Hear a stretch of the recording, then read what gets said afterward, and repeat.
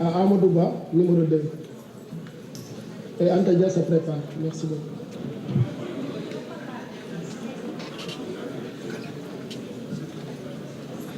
Merci beaucoup, Monsieur le Président Ismaïla Diallo, Monsieur le ministre Abbas Fall,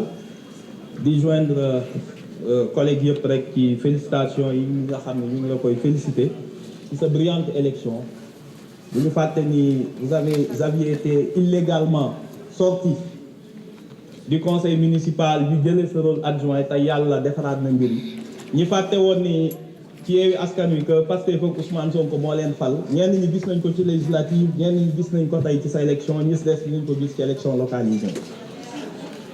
dama ñëw rek pour dellu si tuuti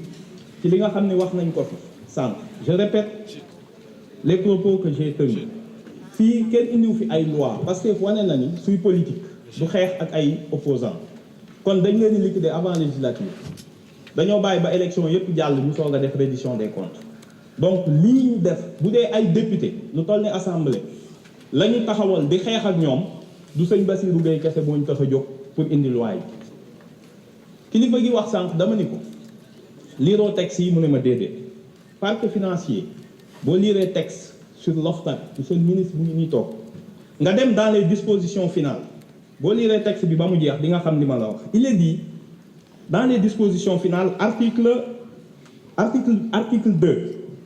Dans les dispositions finales, sont abrogées toutes les dispositions contraires à la présente loi et notamment le 6e de l'article 677-94 du code de procédure pénale. loolu muy tekki ci loi OFNAC bii ñu fi jëlee mooy article 677 boobu ñu wax 94.6 mooy dindi nañ ci enrichissement illicite parquet financier compétence am maanaam tey li nga mënul comprendre bu ñu indee ñeenti loi bu ñu indee lanceur d'alerte kan lañ bëgg a dindi bu ñu indee accès à l'information kan la ñuy xeexal bu ñu indee déclaration de patrimoine ku ñuy xeexal c'est pas des lois personnalisées ça vise pas Serigne Bassirou Gueye mais ça règle un problème de droit bu am solo tey parquet financier mën nañu indil ñun haute cour de justice ay ministres yu ñu topp enrichissement illicite mais amu ci compétence suñ demee chambre d'accusation gars yi dañuy wax nañ nullité procédure parce que mënoo topp nit ci loo amul compétence. Tous les crimes financiers yu bëri dindi woon nañ ko ci parquet financier transféré ko OFNAC bii ñuy dindi tey OFNAC bii ñi parquet financier di topp ku ci dem procédure ni ko amoo compétence bi parce que nangu nañ ko ci yow bul fàtte bi la loi sur l'OFNAC bii ñuy dindi ak parquet financier même niveau de loi la bii du loi organique bi nekk loi ordinaire mooy dindi loi ordinaire te loi OFNAC bi dañ ko tëgg d'une façon tellement pernicieuse que bu ñu ko bàyyi woon mu continuer liggéey parquet financier da ci yàqu donc voilà de quoi il s'agit mais ñëw nekk parlementaire toog naan régime Pastef bi ñu fi toogee léegi dañoo ñëw tey uniquement di voter lu loi ci nawet bi uniquement pour mën a xeex benn nit sëñ Bassirou Gueye li gënoon yomb xam nga mooy lan en début de législature ñu voter la dissolution de l'OFNAC bàyyi noonu sëñ Bassirou Gueye nekkatu pourquoi sax ñuy sonn 15 mois après ñaan ñu ngi ci 18 mois après il est toujours en fonction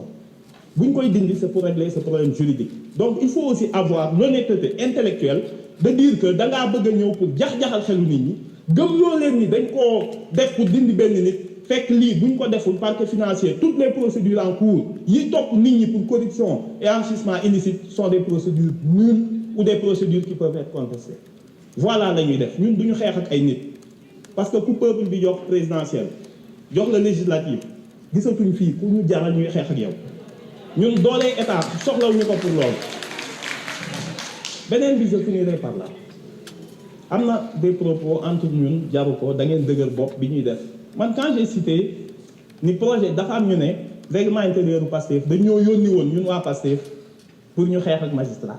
ma ni leen déedéet c'est une loi votée par les 3 présidents de groupe parlementaire ci laa leen cité woon te li ngay wax naan dañoo censuré sur l'audition des magistrats c'est pas vrai kenn censuré wuñu dañu ni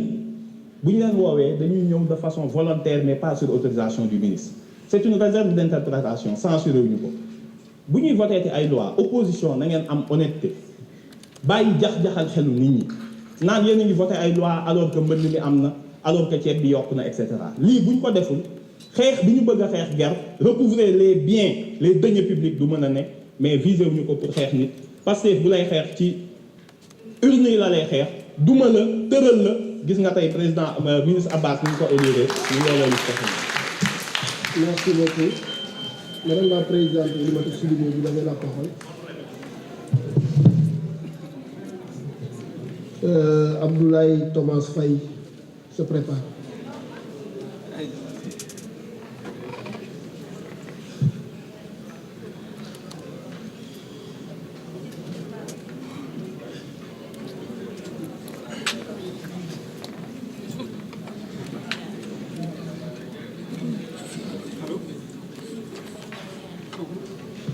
Merci beaucoup.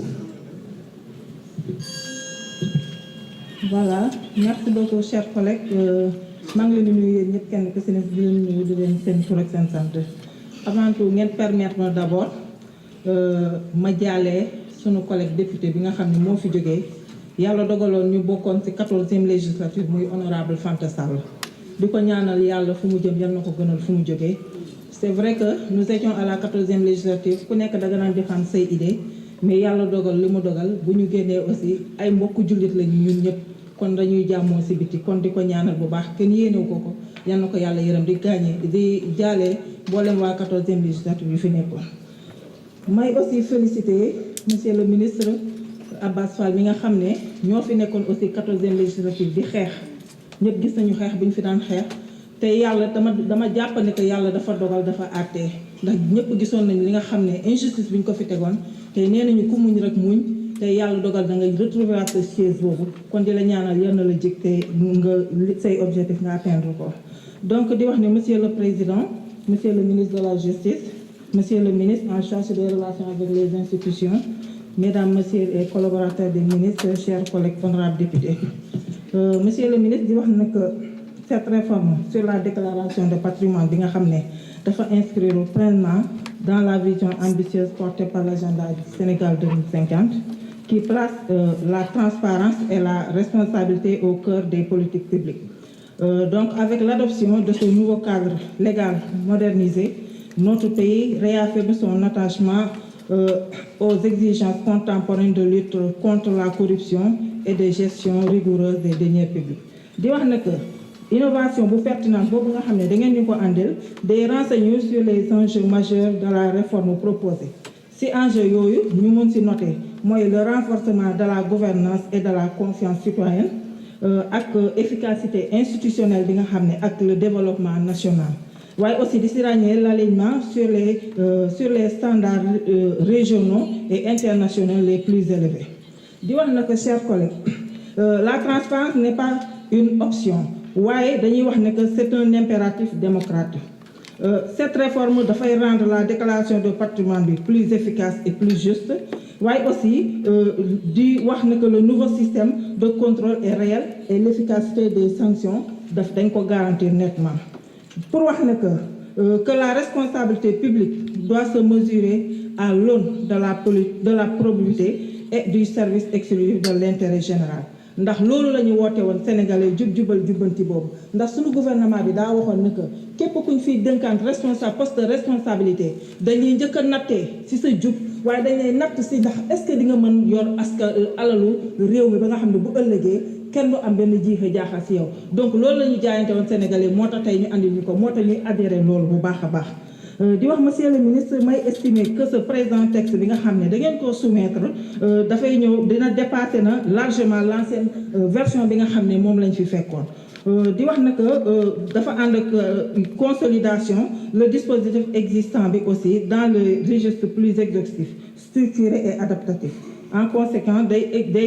inscrire dans les meilleures pratiques internationales. boobu aussi dafa cibler aussi davantage de catégories exposées à la corruption mais day intégrer aussi des mécanismes de contextualisation